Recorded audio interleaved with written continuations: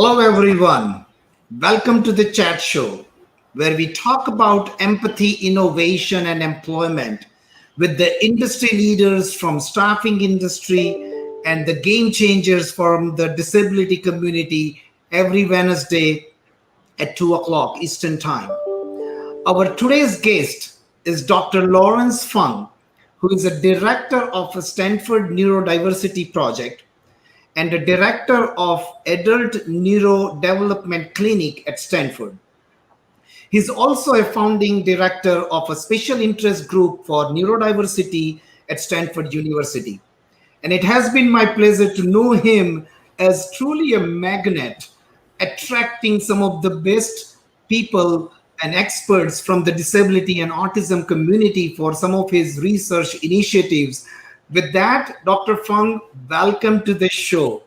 And thank you for having me, Nish. It's quite a privilege to be here to share some of the things that we do. And many of those also are in collaboration with your group. And you are also quite a magnet, Nish. I just, I'm fortunate to meet and see. I remember we met about 2 years ago and we were just talking. Time flies. So Dr. Fung, please tell us a little bit about, and our audience, about your background and some of your work. And I would love to get into, the topic of diversity employment. How do we scale up and build those scalable programs from ground up? So tell us a little bit about you and your background. Yeah, so foremost, I'm the father of a 16-year-old teenager on the spectrum, and he is really my inspiration, and I like to see him to be a productive member of a society one day. So that really get me to want to do things that can benefit people like him that have a lot of potential. And because of that, we created the Stanford Neurodiversity Project, and the last 2 to 3 years we have been building more and more different pieces of the project, from the special interest group that attract people that are interested in learning more about neurodiversity. Every month we have a speaker talking about a topic related to neurodiversity, whether or not it's related to employment or student support or other topics like mental health. And we have also created this neurodiversity at work program, which most likely is the main focus of our discussion today. We have a Stanford Neurodiversity Job Bank that basically is meant to be a depository of neurodiversity friendly jobs or jobs in the neurodiversity friendly workplace. And also we have the Neurodiverse Candidate Registry that basically is a depository of the individuals on this spectrum, and this is the place where people that are job seekers that can be entering our research study, and through this mechanism we're going to be able to help them find the opportunities in the workplace, and we are helping both the employers as well as the candidates in this journey of finding the right match. And at Stanford, because we are an educational institution, we want to make sure that we are doing the best thing for our own students. So in the last year, we have also launched our neurodiverse student support program to help our neurodiverse students at Stanford. Great, thank you. So I'll tell you, as part of your both program research project and that group, It has been a great experience and a lot of learning for me personally and the whole entire Rangam and Sourceable team. So thank you for that opportunity. Uh, Dr. Fung, tell us a little bit about, where do you see the need for empathy and innovation when it comes to employment? As you know, the theme of this program is empathy, employment, and innovation. And I know I have seen in action with all your activities. So tell us, how do you see that, and how companies and corporations are getting involved and getting benefited and will be benefited from all your amazing research work? So we really believe that understanding the people's needs in all sorts of ways are the core to making the best process helpful for everyone. And clearly, people on the spectrum are the main people that we often talk about, and how we can create opportunities for them, setting up accommodations for them in the interview process, and so forth. So it's important on one end, and on the other end, we also need to know that there's a big ecosystem that's surrounding the neurodiverse individuals. So we want to make sure that the employers are involved, the other stakeholders are involved, like even the parents and the job coaches, and maybe the people that are in the organizations that can make decisions. So all of them are part of the ecosystem. So what we believe is that bringing them in early to figure out what is going to be the best is going to help the process move along faster. So along those lines, we have created a few different activities that are exercising this kind of philosophy. So one of them is is a consortium. Because of COVID-19, we believe that there is a lot more need for neurodiverse individuals. They tend to be having the most negative impact because of natural disasters and because of the pandemic. So we created this consortium that bring a lot of leaders. We have about 30 thought leaders around California mainly, but there are also others such as Nish. We invited him to be part of our consortium, and also others on the East Coast as well. And our goal is to figure out new ways of tackling issues in light of the pandemic, and we already have some initiatives going on that I think it's going to be rolled out in the next few months or so. And also we have a design thinking workshop at Stanford. I teach neurodiversity design thinking course to the students. So using that model, we have attracted somewhere around like 70 people.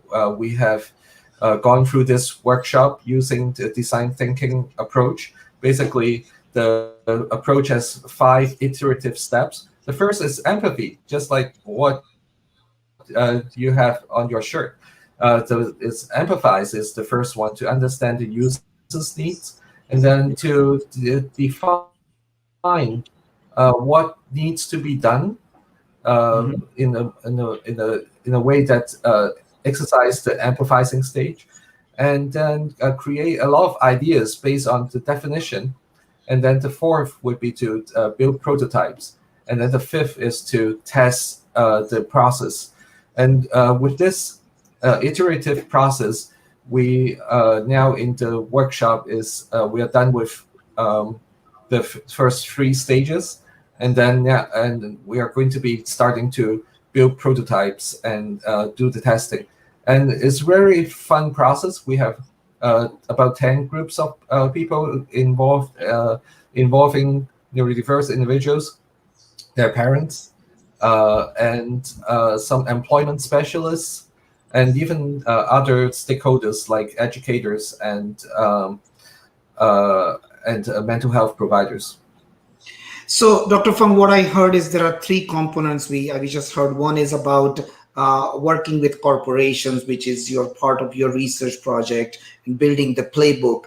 Second is grassroots related initiatives where you're working with experts from the Silicon Valley and from California state. And the third is connecting to the community, autism community, parents, and all the other stakeholders to build these innovative models. We have some of a lot of corporations and leaders from the staffing industry are have joined and will be listening to this. Any detail or a little bit about your research project, how your research is going to help companies and corporations help build those scalable models? I know you mentioned that it's only 20%, but I think that's where one of your thrust on the research is. So please share some of those. Yeah, so there are a few different angles that we have been pursuing. One major angle is to demonstrate that the specialized employment program that we have been helping companies and neurodiverse individuals will actually really increase the retention rate and also quality of life for neurodiverse individuals, and as well as improving and on the turnover problem, basically decreasing the turnover rate for companies. So we are measuring all of this in our research study that's funded by Autism Speaks. And basically, we created this model in a very elaborate fashion. And this is great for some big companies that are collaborating with us. However, we also need to make sure that the smaller companies are also going to be able to have an opportunity to do their the neurodiversity at work initiative. Just like what you said, 80% of the workforce in the United States are in small to medium-sized businesses. So as much as all the good work that big companies like SAP, Microsoft, Ernst & Young, JP Morgan Chase, and DXC Technology, that they are doing to create a lot of opportunities to the neurodiverse individuals in the large companies. Because there are so many people are working in the small to medium-sized businesses, it is going to be really important for us to think that the small to medium-sized businesses can do the same. So, yeah. Sorry, go ahead, please. Yeah, I was going to say, like, we are basically trying to have a strategy to make the small to medium-sized businesses able to do that. And one exercise that we are trying to do is this design thinking workshop, and this will lead to the conference that is going to happen in October, from October 17th to 21st.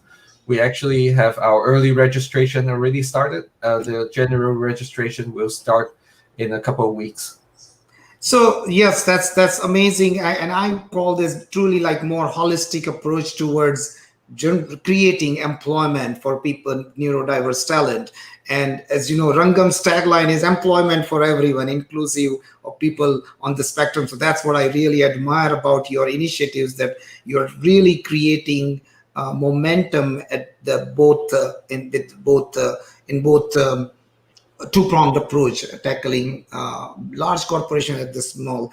How do you see innovation and technology playing role or contributing to your research project? Yeah, technology is definitely really the main approach to scale up.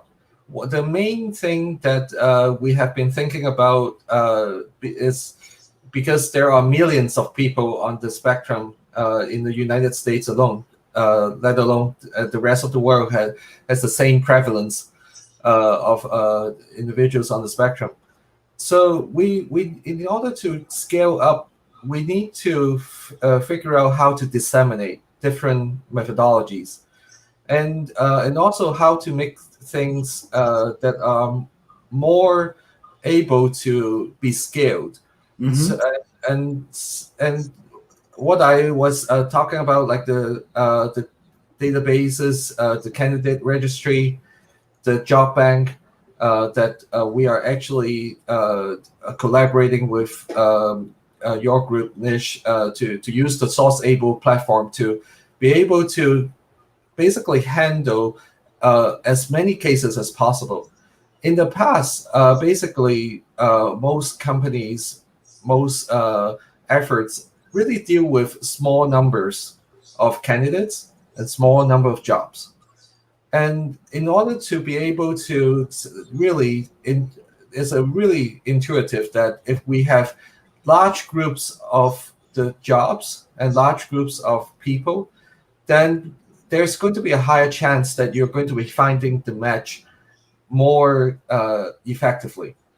So without having the technology to actually handle the large numbers, it's going to be difficult to do this exercise. So part of what we are doing in our research is to enable us to be able to use this methodology to do the matching, to disseminate a lot of the know-hows using the apps that can be available in people's phones, and also disseminated this teaching not only to the neurodiverse individuals, but to like the supervisors, to the job coaches, and the different stakeholders. So this way, things can move along much quicker. So these are just some of the examples that I like to make, but there are many innovative work that can be done along those lines and beyond. Yeah, and I'm familiar with your model where you're saying your family circle and work circle, and that how I call this connected community at work. How do we create that and build that empathetic culture, inclusive culture, so that ultimately we are able to, helping individuals to be successful at work. Yeah, the support circle. Yeah. Support circle. Thank you. Yeah. Yes, so it's a beautiful, and I would love to have our audience go and visit the website, Dr. Fung's website. We'll share the URL. It has some great material out there, and so with that, we already hit the 15-minute mark, but I would like to extend few more minutes.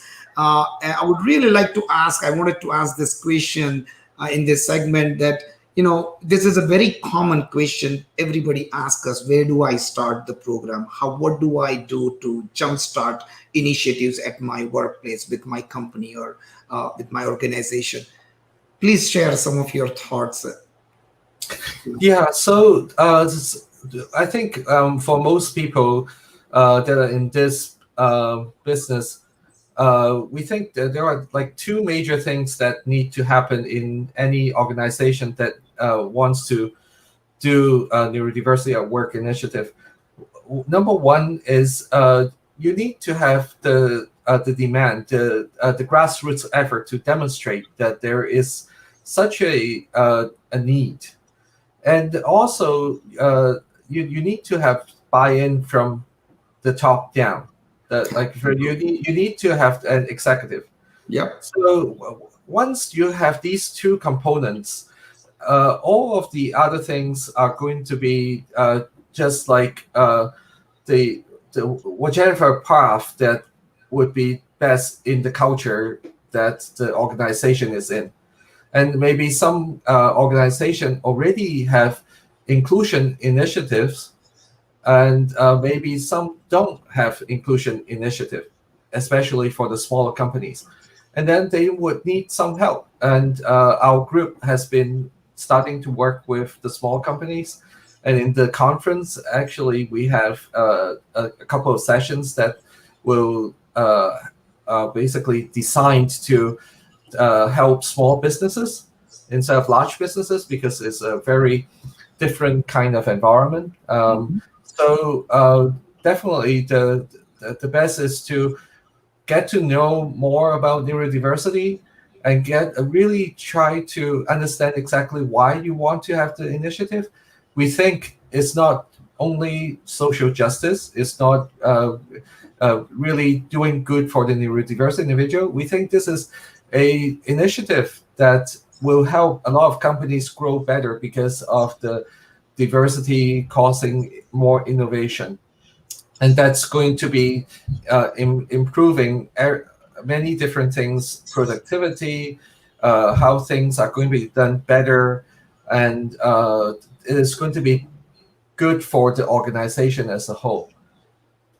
Yes. So with that, basically, if there's a good reason why the company is wanting to do this, and the organization embraces it, then everything is going to be easier. Absolutely, and I would I have the same thoughts and experience working with corporations, Dr. Fung. And what we have seen is, as you said, from then there is a top level sponsorship and interest, then things happen a lot more quicker.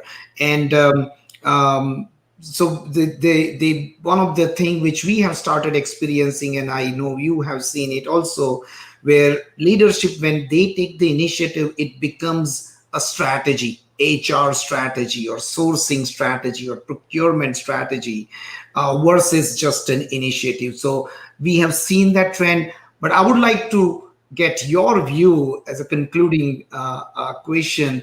How do you see the future? What you have seen from your experience, and how do you see the future going forward? I believe that because of everything that's happening in the world right now, the pandemic and the Black Lives Matter movement have really leveled the playing field. Yeah. Really, people. I was just talking with my group that everything is back to, like, we need to all understand other people's perspectives.